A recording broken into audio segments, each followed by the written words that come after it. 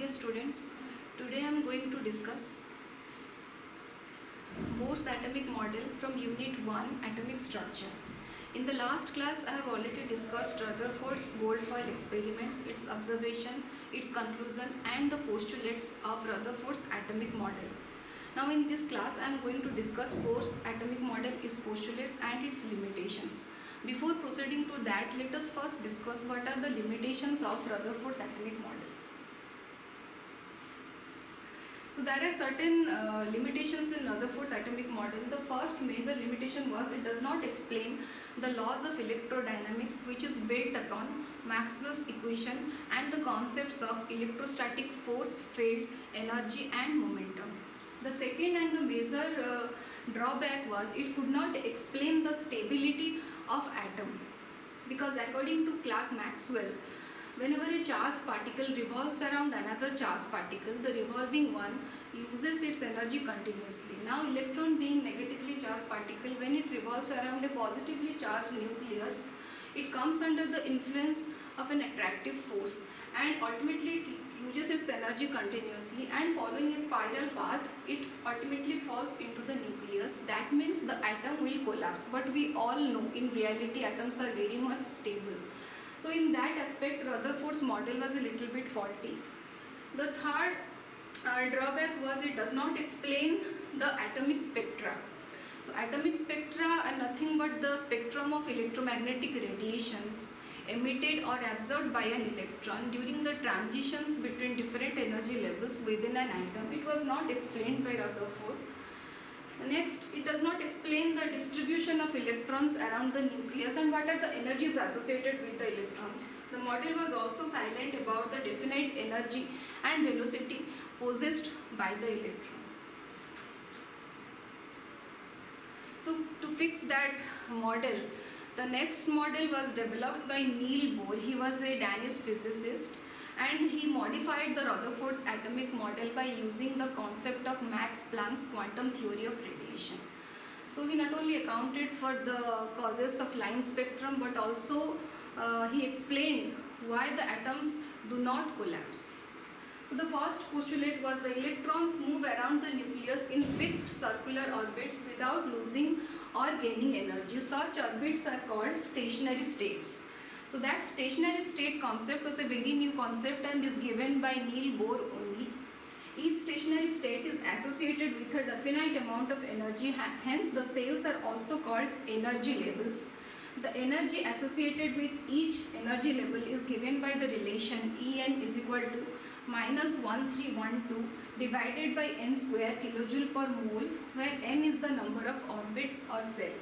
The letters K, L, M, N or the numbers 1, 2, 3, 4 or etc. are used to designate the energy levels or the stationary states.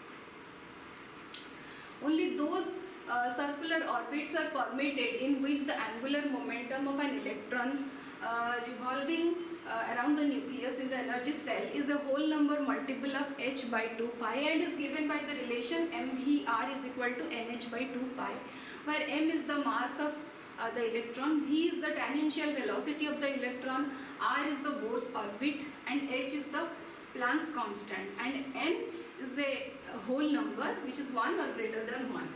As long as electron continues to move in a particular orbit, it does not lose or gain energy as such.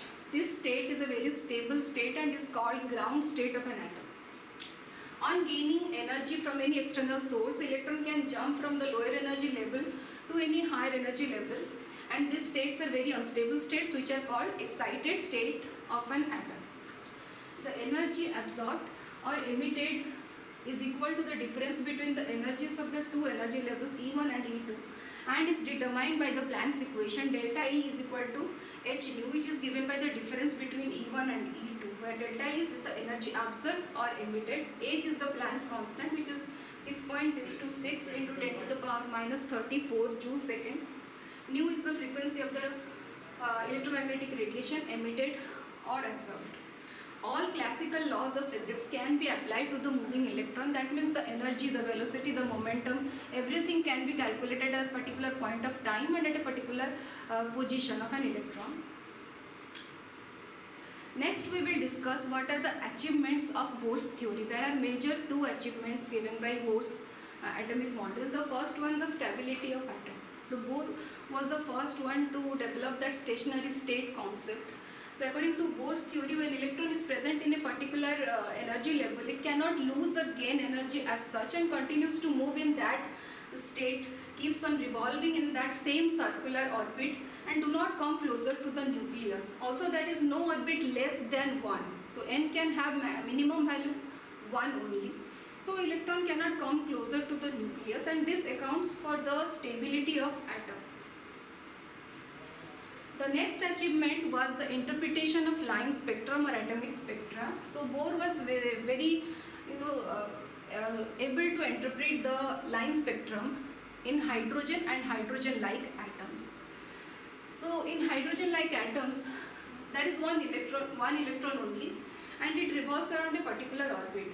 On exposure to some external source of energy such as electromagnetic radiation or electrical discharge, the electron absorbs the radiation of the same wavelength when it matches with the wavelength of the electron, and observing that energy, it jumps from the lower energy level to any higher energy level, and by after jumping from the higher energy from the lower energy level to the higher energy level, it becomes very much unstable in that excited state, and again tends to come back to the original state, that means the ground state, and by doing so it emits a certain wavelength or frequency of radiation which gives rise to the line spectrum. So every line spectrum in hydrogen spectrum corresponds to the to a particular transition from the higher energy level to the lower energy level. For example, in Lyman series, when the electron jumps from any higher energy level to the first energy level, it emits a radiation of a particular wavelength which gives rise to the Lyman series, and it is given by the ultraviolet, it comes under the ultraviolet region. Similarly, when the electron jumps from any higher energy level to the second energy level, then Balmer series appears and it comes under the visible region. Similarly, the Paskin, bracket and front, these three series corresponds to the infrared region. Paskin series appears when the electron jumps from any higher energy level to the third energy level, and it comes under the near infrared region. In bracket series, the electron jumps from any higher energy level to the fourth energy level, and it comes in the infrared region. In Font series, again electron jumps from any higher energy level to the fifth energy level, and it comes under the far infrared region. Here also you can see a series, all the series of spectrums within an atom, how the transitions are being from higher energy level to lower energy level. From higher energy level to n is equal to 1 means the Lyman series. Any higher energy level to n is equal to 2 is the Balmer series. Any higher energy level to n is equal to 3 or Paskin series, similarly bracket and Font series. The Bohr's theory had certain limitations also. Let us discuss that. The first limitation was the circular orbits are planar, but actually the electrons revolve around the nucleus in three-dimensional space, which are not orbits but they are called orbitals. So that orbital concept was not given by Niels Bohr. Secondly, it violates the Heisenberg's uncertainty principle. According to Bohr's atomic model, the electron can have both known position and momentum at the same time, which is impossible for an electron to have. According to Heisenberg, we cannot measure the position and the momentum simultaneously at a particular point of time. Next, the theory made correct predictions for hydrogen and hydrogen-like atoms. But when it comes to the multi-electron system, this model fails to predict the spectral lines obtained from it. It failed to explain the Zeeman effect when the spectral line is split into several components in presence of magnetic field, and it also failed to explain the Stark effect when the spectral line gets splitted into fine lines in the presence of electric field. The Bohr's model also could not explain the ability of atoms to form molecules. That means what will be the causes of chemical combination was also not explained by Bohr.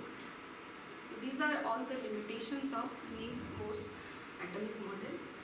Thank you for listening. listening to this video.